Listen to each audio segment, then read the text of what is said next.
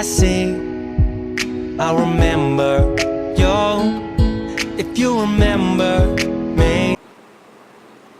Hello friends, welcome to 7-minute study. In today's video I am going to talk about compilers and interpreters basic differences. This is a very important question which is being asked in some of the exams for computer science students. So let's start with it. I've talked about what are compilers and interpreters in the previous videos. Please refer to them for a better understanding before going through this. A compiler or an interpreter, or basically the compiler and the interpreter, both are translators or language processing systems. As I've told, right, both of these programs generate or produce a target program from a source program. That is, both of them convert one program to another form of the program, which both have the same meaning. Okay. Here in a compiler, the input is the source program and the output is this target program. In an interpreter, as we have seen the structure of an interpreter, both the input and source program are given at a time to produce an output. In short, I'll show you the structures of them. This is how they are depicted. Compiler and an interpreter. In both compilers and interpreters,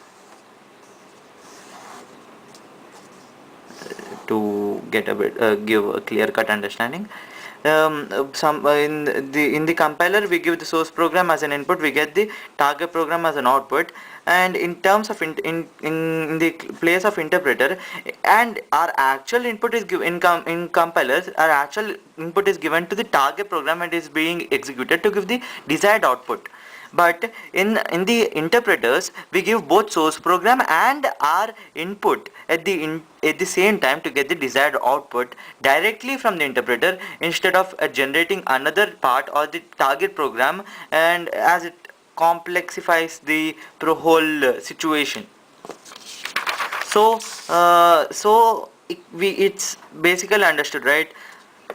A compiler is a faster processor and an interpreter is slow language processor, because we can see compiler is fast because it directly produces target program from a source program. In the case of interpreter, it internally has to produce a source program target program from the source program, and then process the given inputs, which are directly given at the time or along with the source program. It executes entire program at a time, executes program line by line. That is, entire program is at a time scanned, and the errors are generated and looked ahead. In case of an interpreter, it goes through line by line, and if at a line an error occurs, at that line our execution is stopped, and internally we won't get an target program, and the output won't be generated, or it will be stopped or delayed, or it will be asked for further action. So the memory requirement is obviously more in a compiler, and in an interpreter memory requirement would be less, because here in a source program we get the target program, because in getting the target program, first the source program would be made into separate modules, as we have seen in the language processing system. In case of interpreter, we don't have to bother with assembler, linker, loader, preprocessor and other kinds of programs, whereas we directly produce the source output from a source program and input given at the same time. So the memory requirement would be less in an interpreter. Uses transaction linking loading model. Here we can see that linkers and loaders are used in order to get relocatable object codes, relocatable machine codes, and get the final machine code and the target machine codes by using linkers, loaders, assemblers and preprocessors programs. So in case of interpreter, we just need a simple interpretation model which gets the output from given input and the source program directly. Compilers are observed in case of C and C++.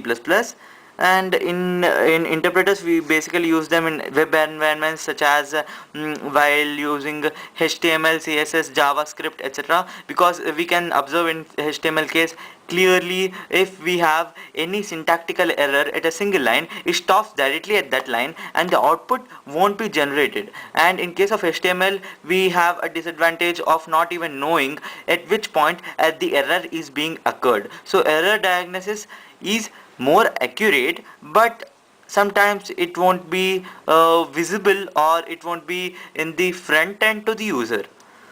So the combined form of interpreter and compiler is used in Java, as I have explained in the previous videos, in case of Java virtual machines, where we give a source program and the interpreter will be translating it into an intermediate program, or so we get from the Java virtual machine, which is present in any machine having Java, is getting the input and and the output. So I have a small correction in the first video, or the introduction video to the compilers.